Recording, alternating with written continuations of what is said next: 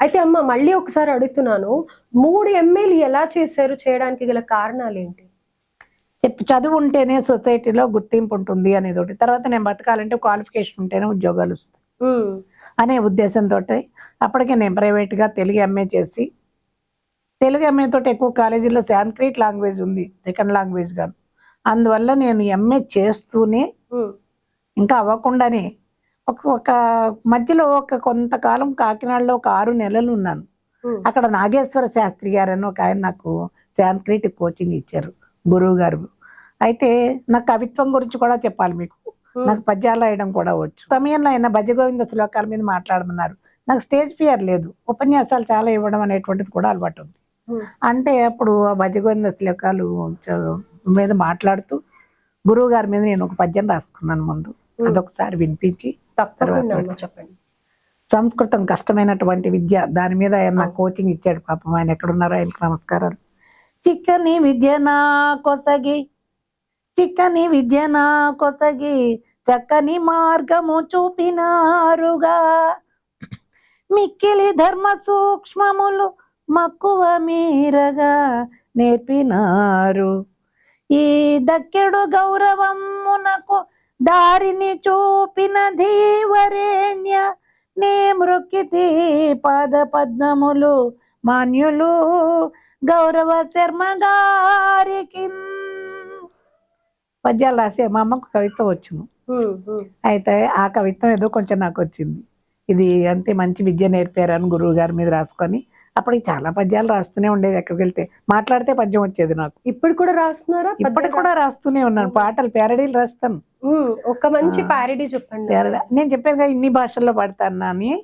కొంకణిలో ఒక పాట విన్నాను. లాంగ్వేజ్ రాదు, అది పాట ట్యూన్ బాగుంది. కాదు మీకు భాషలు రావడమే కాదు, ఎన్ని లాంగ్వేజెస్ వచ్చాయి? 6 లాంగ్వేజెస్ వచ్చు.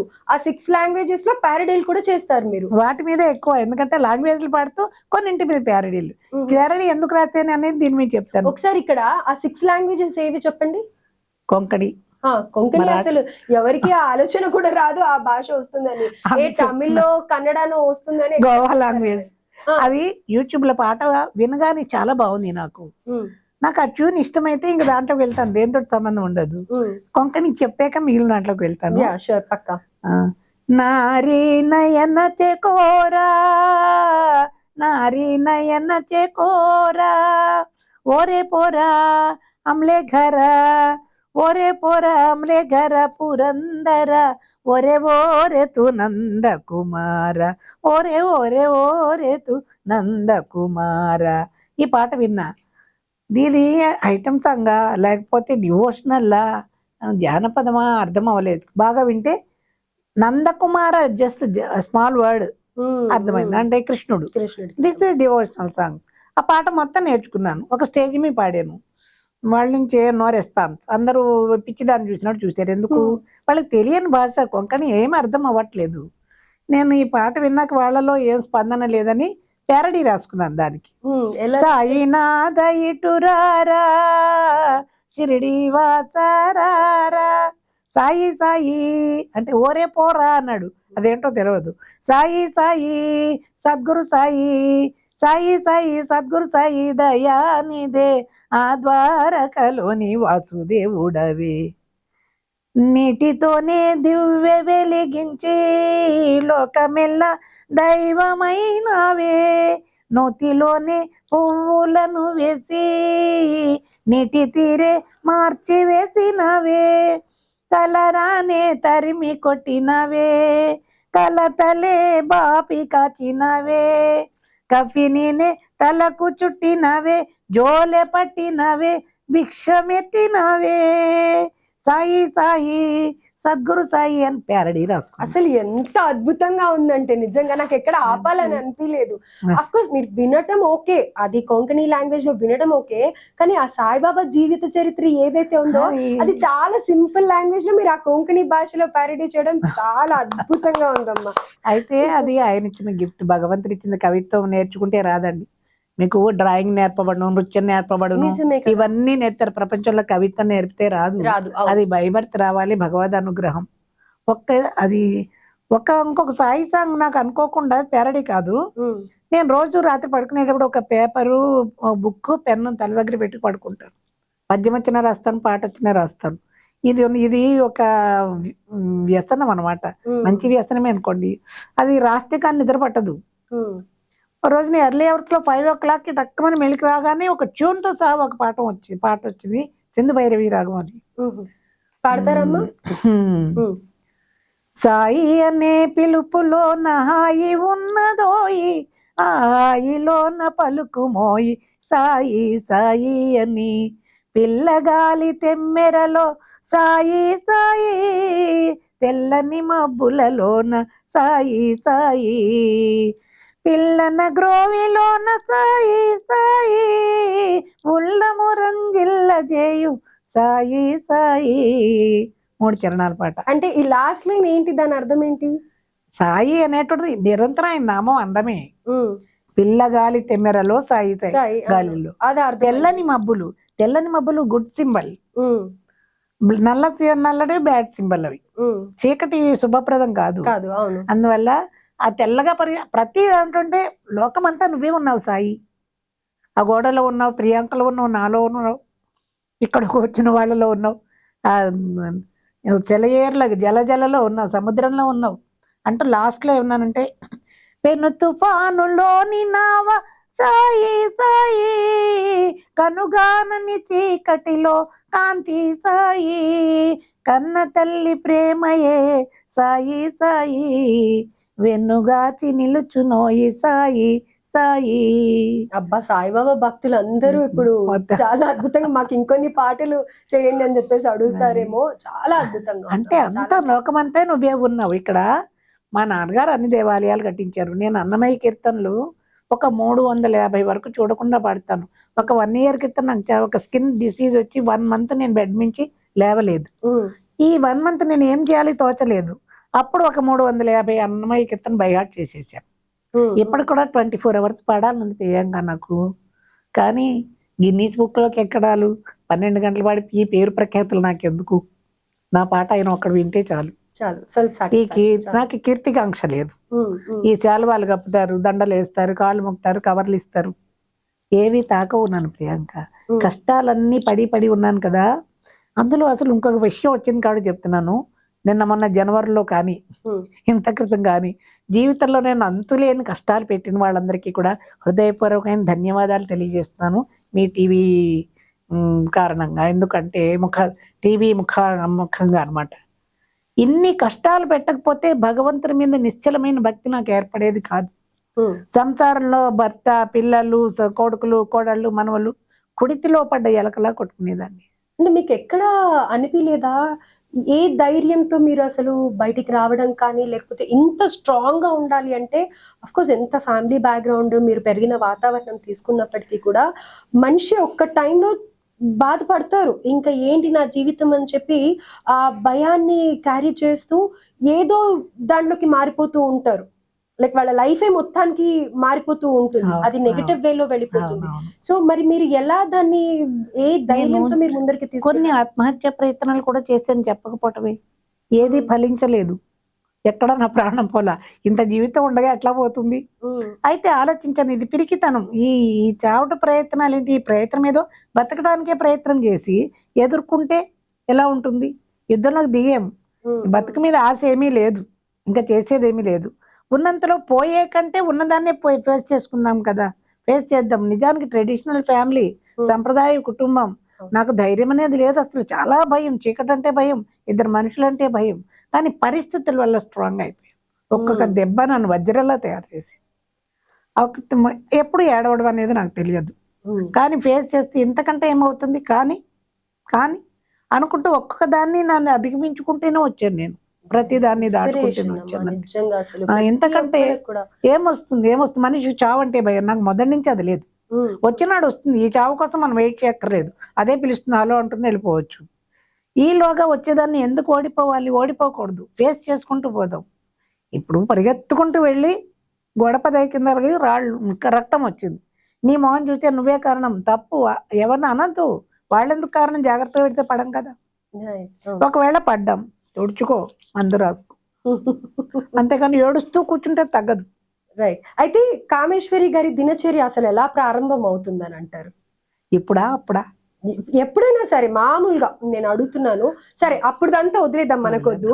ఇప్పుడు ఎలా ఉంది అసలు మీ నవ్వు కానీ మీ ఎట్లా ఉందంటే గనక ఒకవేళ మిమ్మల్ని ఏదన్నా ఇబ్బంది పెట్టాలనుకునే వాళ్ళు కూడా మీ నవ్వుతో వెనక్కి వెళ్ళిపోతారు. అలా ఉంది ఇప్పుడు మీ సిచ్యువేషన్. ఇప్పుడు వస్తున్నాయి కష్టాలు, ఎప్పుడు ఉంటాయండి, అందరికీ ఉంటాయి. ప్రతి మనిషికి కష్టం లేని వాళ్ళు ఎవరు ఉండరు. అయితే నేను ప్రతిదాన్ని పెద్ద గీత పక్క చిన్న గీత. కష్టం వచ్చింది అనుకో, అప్పుడు పడ్డ కష్టం ఉంది ఇది ఎంత. ఇప్పుడు చెప్పకపోవటమే. అందరికీ మరొకసారి ధన్యవాదాలు. మీరందరూ ఈ ప్రచార కారణంగా నా ఉద్యోగం గోవిందా. అవునా? 45,000 నా ఉద్యోగం. 25 సంవత్సరాలు కష్టపడి నన్ను నేను నిలబెట్టుకుని ఉద్యోగాలు చేసుకుంటూ వస్తే మరి ఎవరైనా తీయించేశారా? వాళ్ళే వద్దన్న కాలేజీల వాళ్ళు ఎవరు లేరు. నేను ఇంకా 10 years చెప్తాను ప్రియాంక, ఇప్పటికే 99 మార్క్స్ తెప్పించగల సత్తా ఉన్న లేడీని. అందులో ఇప్పుడు ఇంత నాలెడ్జ్ ఉండే టీచర్లు ఉన్నారా అంటే ఏమో, మరి డెఫినెట్ గా ఉండొచ్చు. తక్కువ చేసి మాట్లాడటం చెప్పాలంటే మా ప్రసాద్ బాబు గారు, ఐడియల్ కాలేజ్ ప్రసాద్ బాబు గారి గురించి చెప్పాలి. ఎన్నో. చివరిగా ఏ కాలేజ్ లో వర్క్ చేశారు? ఇప్పుడు నేను జనవరికి ముందే కదా ఇదంతా. అవును, రెజోనెన్స్ లో చేశాను. రెజోనెన్స్. అయితే దాని ముందు ఏ లెక్చరర్? Sanskrit lecturer. నేను ఎక్కడైనా ఒక్క 2004 లో 1 year మాత్రం కాంట్రాక్ట్ లెక్చరర్ గా సర్వూర్ నగర్ గవర్నమెంట్ కాలేజీలో చేశాను. అక్కడ కూడా అద్భుతం ఏంటంటే 98 మార్క్స్ తెప్పించాను తెలుగులో. అప్పుడు డిఈఓ వీళ్ళందరూ వచ్చి నాకు సన్మానం చేసి సెలవు కప్పి నన్ను చాలా అప్రిషియేట్ చేశారు. ఎందుకంటే ఇది పెట్టి 6 సంవత్సరాలు అయింది, తెలుగులో ఒక్కడు మార్కులు తెప్పించిన వాళ్ళు లేరు, మీరు ఎక్కడి నుంచో వచ్చి తీసుకొచ్చి 98 మార్క్స్ ఇచ్చారు, సన్మానం చేశారు. అప్పుడు నేను శ్రవణ్ కుమారుడు కథ రాశాను, వేచి పిల్లలందరి చేత నాటకం కూడా వేయించాను. అందువల్ల నాకు కొంచెం కాంప్లిమెంట్లు అక్కడ వచ్చాయి. తర్వాత నారాయణ కాలేజీలోకి వెళ్ళాను వైస్ ప్రిన్సిపల్ గా. తర్వాత కొన్ని లేడీ క్యాంపస్లకి ప్రిన్సిపల్ గా కూడా చేశాను. నేను ఎక్కడ కూడా సాంస్క్రిట్ మొదల్లో సాంస్క్రిట్ లెక్చరర్ గా పనిచేసుకుంటూనే నేను నెమ్మదిగా డెవలప్ చేసుకున్నాను. నేను చేసుకున్న తర్వాత సంగీతాన్ని పెట్టుకున్నాను. ఈ భగవంతుడు ఇచ్చిన ఆలోచనలు ఇవన్నీ.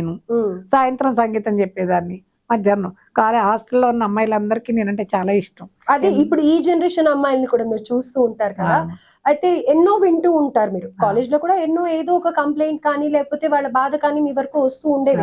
ఎందుకంటే వైస్ ప్రిన్సిపల్ గా వర్క్ చేస్తున్నారు అని అంటే గనక అన్ని విషయాల మీద మీరు మాట్లాడాల్సిందే. సో మీకు చాలా బాధ అనిపించింది. అమ్మాయిలు ప్రస్తుతం ఉండాలి అని అంటే గనక ఈ విధంగా వీళ్ళు సరి చేసుకోవాలి అని అంటే ఏం చెప్తారు? అమ్మాయిల్ని ఎప్పుడు ప్రేమేనండి, ఆడపిల్లలంటే కూడా చాలా ఇష్టం నాకు. కష్ట జీవితం అండి, స్త్రీ జీవితం చాలా కష్టం ఎన్ని చెప్పినా కానీ. అది ముందు తండ్రి రక్షించాలి, తర్వాత భర్త రక్షించాలి, తర్వాత కొడుకు రక్షించాలి. ఎవరి సపోర్ట్ లేకుండా అమ్మాయి ఒక్కతి బతకటం సొసైటీలో చాలా కష్టం. ఇప్పుడు అమ్మాయిలు ఒక్కొక్క అమ్మాయేనండి, పెద్ద పెద్ద కుటుంబాలు 4-5 పిల్లలు ఉన్న వాళ్ళు కాదు. అందువల్ల తండ్రి తల్లి చాలా జాగ్రత్తగా పెంచుతున్నారు వాళ్ళని. పెంచటంలో ఏమించారంటే కొంచెం ఫ్రీడమ్ ఎక్కువ ఇవ్వడం. ఎక్కడ తేడా అనిపిస్తుంది అంటే వాళ్ళ చదువులో చాలా బాగుంటుంది, ప్రేమిస్తాను వాళ్ళని చాలా. పాపం ఒక్కొక్క అమ్మాయిలు కష్టపడి చదువుతున్నారు. కానీ నేను వాళ్ళకి కొంచెం అడ్వైజులు కూడా ఇస్తాను. నాన్న కొంచెం మంచి డ్రెస్ వేసుకోండి, మనం చూడగానే రెస్పెక్టబుల్ గా ఉండేవాళ్ళు, కానీ మనం చూసి అవతల వాళ్ళు పిచ్చి వేషాలు వేసే డ్రెస్సులు వేసుకోకండి. అది మనకి ఒక రక్షణ. నీకు అలా అది వేసుకోవాలనిపిస్తే మీ ఇంట్లో ఫంక్షన్ అప్పుడు వేసుకో, అక్కడ తల్లిదండ్రులు చుట్టాలు అందరూ ఉంటారు కాబట్టి నీకు వచ్చిన నష్టం ఏమీ లేదు. కానీ బయటకు వచ్చినప్పుడు కాలేజీ యూనిఫామ్ ఉంటుంది, వేసుకుంటాం, కానీ కొంచెం జాగ్రత్తగా ఉండండి. పేరెంట్స్ తో ఫ్యామిలీతో ఉన్నప్పుడు మీ ఇష్టం ఎలా ఉన్నా వాళ్ళ రక్షణ ఉంటుంది, సపోర్ట్ ఉంటుంది. మనం బయటకు వస్తావు కదమ్మా, కొంచెం జాగ్రత్తగా ఉండాలి అనేటువంటిది చెప్తాను. ఎక్కువ ఫ్రీడమ్ నేను కూడా ఒప్పుకోను అమ్మాయిల విషయంలో. ఎందుకంటే లేడీ చాలా ఇన్నోసెంట్ అండి, అమాయకత్వం ఎక్కువ, తొందరగా నమ్మేస్తారు. ఇప్పుడు కూడా అలా ఉన్నారు, చాలా మంది ఉన్నారు. చదువుకున్న వాళ్ళ స్పీడ్ చూసి మనం తెలివైన వాళ్ళు అనుకుంటాం, కానీ అమాయకత్వం ఎక్కువ ఉంటుంది. అంటే తొందరగా చెప్పిన మాట వినేసే లక్షణాలు వీళ్ళకి ఎక్కువ ఉంటాయి. ఎప్పుడు అంటే వేరే విషయాల్లో. అందువల్ల ఏంటంటే వాళ్ళు కొంచెం తిరగబడే అమ్మాయిలు కూడా ఉంటారు. నేను దాని దగ్గరికి వెళ్ళి ప్రేమగా మాట్లాడతాను, ఎందుకే అంత కోపం, నీకోసమే కదా నేను చెప్పాను. అందువల్ల ఏ కాలేజీలో అమ్మాయిల కన్నా నేను ఇష్టమే. అలాగే అబ్బాయిలను కూడా అంటాను, అరే నీకు ఒక చెల్లెలు ఉందిరా, అది వేరే వాళ్ళతో మాట్లాడుతున్నావు, దాన్ని కొడతావు, మరి నువ్వు వేరే బస్ స్టాండ్ లో ఇంకా అమ్మాయితో ఎందుకు మాట్లాడుతున్నావురా, అది కూడా ఒకడికి చెల్లెలే కదా. తప్పు. సంప్రదాయాలు నిలబెట్టుకోండి, జాగ్రత్తగా ఉండండి. ఇప్పుడు మీరు ఫ్రెండ్షిప్ మామూలుగానే ఉండాలి, అంతేకాని ఇప్పుడు పిచ్చి వేషాలు వేసేటువంటి వయసు కాదు. ఫ్రెండ్లీగా ఉండండి కానీ మంచిగా ఉండండి. లిమిట్స్ లో ఉండండి. అది కుటుంబాలను దృష్టిలో పెట్టుకోండి అని ఇద్దరికి ప్రేమగానే చెప్తాను. అయితే అందరూ పిల్లలకి ప్రత్యేకించి చెప్పేది ఏమీ లేదు. అమ్మ మీ పరిధిలో మీరు ఉండండి, ఎలా ఫేస్ చేయాలి అనేది పర్సనల్ గా క్లాసుల్లో బాయ్స్ లేనప్పుడు చెప్తూ ఉంటారు. పర్సనాలిటీ డెవలప్మెంట్ క్లాసులు కూడా చెప్తాను. నాకు లైఫ్ మేడం అని పేరు కాకినాడలో. ఓకే, లైఫ్ స్కిల్స్ కూడా నేర్పిస్తారు. పాఠం ఏముంది, వాళ్ళు ఎలాగైనా నేర్చుకుంటారు జీవితం. అయితే ఇప్పుడు చాలా మంది పేరెంట్స్ కూడా స్కూళ్ళని రిక్వెస్ట్ చేసేది ఏంటంటే ఇదే విషయం. అండ్ డాక్టర్స్ కానీ లేకపోతే సైకాలజీ పరంగా కూడా చెప్పేది ఏంటంటే వీళ్ళు పుస్తకాలు చదువుతున్నారు కానీ జీవితాన్ని ఎలా డీల్ చేయాలి అనేది తెలియట్లేదు, లైఫ్ స్కిల్స్ నేర్పియండి స్కూళ్ళల్లో అని చెప్పేసి రిక్వెస్ట్ చేస్తున్నారు. సో మీరు అది కూడా చేయాలండి. నేను పేరెంట్స్ కి ఏం చెప్తానంటే లేడీస్ కొన్ని కౌన్సిలింగ్ క్లాసెస్ తీసుకోవాలి, చెప్పాలండి. వాళ్ళు తల్లిదండ్రులు చెప్పడం వేరు, గురువు చెప్పడం వేరు.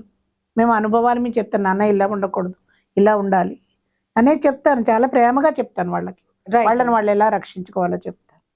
అందుకని ప్రేమతోటి ప్రపంచాన్ని జయించవచ్చు ప్రియాంక. అంతే అమ్మా, అంతే. సో ఓకే, కాలేజ్ ది అది.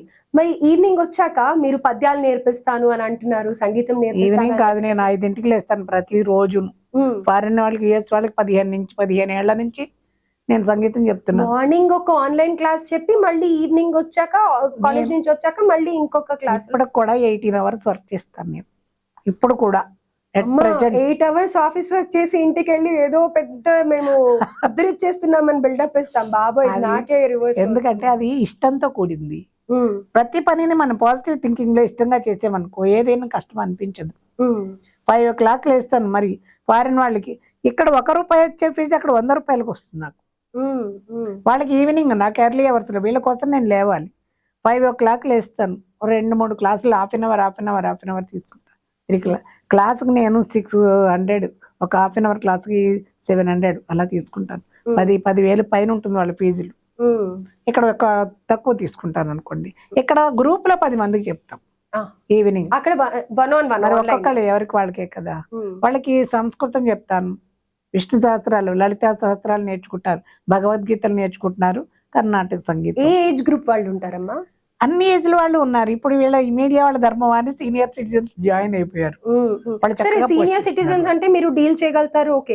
కానీ ఇప్పుడు చిన్న పిల్లల్ని అన్నారు కదా, పిల్లలంటే చాలా ప్రేమ మొదటి నుంచి కూడా. మనం ఎక్కువ ఏది ఇష్టపడతామో అదే దూరం అవుతుంది ప్రియాంక. అందువల్ల ఏంటంటే నా జీవితంలో జరిగింది కూడా అదే. మా అమ్మ అనేది అంత ప్రేమించగా పిల్లల్ని చూసి చూడకుండా ఉండాలని. సరే ఆ కథ ఏదో అయిపోయిందిలే, కానీ పిల్లల్ని హౌ టు డీల్ అన్నది ఐ నో ఇట్. దాన్ని ఒకదాన్ని కూర్చోబెట్టంటాను అంతే. అది కూర్చోబెట్టాక అది అమ్మ సంగీతం క్లాస్ ఎప్పుడు అని అడిగేదాకా తీసుకొచ్చేస్తాను. అది నాకు దూరం అక్కడ స్క్రీన్ మీద కనపడుతుంది చాలు. కానీ వాళ్ళు నన్ను చాలా తిప్పలు పెడుతూ ఉంటారు అనుకో. పెట్టినా కానీ అరే వాడు కాసేపు సంగీతం నుంచి డైవర్ట్ చేస్తాను. నీ షర్ట్ సూపర్ ఉందిరా అంటాను, వాడు కాసేపు ఖుషిగా అవుతాడు. నీ హెయిర్ స్టైల్ బాగుందిరా అంటాను. ఒరే నువ్వు సంగీతం ఎంత చక్కగా పడేవో తెలుసా, నీ ఫ్రెండ్ దగ్గర పాడరా రేపు అంటాను. వాడికి నచ్చిన దాంట్లోకి పోతాను. ఇవాళ ఏం తిన్నావురా అంటాను, స్కూల్లో విశేషాలు అడుగుతా. మళ్ళీ నన్ను ఒక 2 times సంగీతాలు పడదామని సరిగా ఎంత చక్కగా వేస్తున్నావురా అంటే చెప్పాను కదా, ప్రేమగా అడిగితే ఎవరికి వినారమ్మా. ఈ రకంగా వాళ్ళని పిల్లల్ని కూడా నేను ఇష్టపడని వాళ్ళు ఉండరు. చెప్తున్నాను కదా, ఒక ప్రేమ చూపిస్తే అందరూ వింటారు. ఆ రకంగా అక్కడ ఫారిన్ వాళ్ళకి 15 ఏళ్ల నుంచి చెప్తున్నాను. చిన్న పిల్ల జాయిన్ అయింది, ఇప్పుడు అది డిగ్రీ దగ్గర ఇంటర్మీడియట్ దాకా వచ్చింది. పంచరత్న కీర్తనలు పడుతుంది. దానికి కాళింగ నర్తన తిల్లానాలు అవి నేర్పుతాను. నిన్ననే దానికి మరాఠీది అభంగ నేర్పుతున్నాను మొదలుపెట్టాను. నేను షిరిడి పెడతాను కదా, అక్కడ అంతా మరాఠీ అభంగులు, తర్వాత హిందీ పాటలే పడతాను. హిందీ చిన్నప్పటి నుంచి ఎందుకో ఇష్టం బాగా. అయితే ఇప్పుడు మరాఠీయా లేకపోతే హిందీయా? హిందీ 2, మరాఠీలో ఒక అభంగం చిన్నది, మరి ఎక్కువ పాడను, మీరు కంగారు పడకుండా.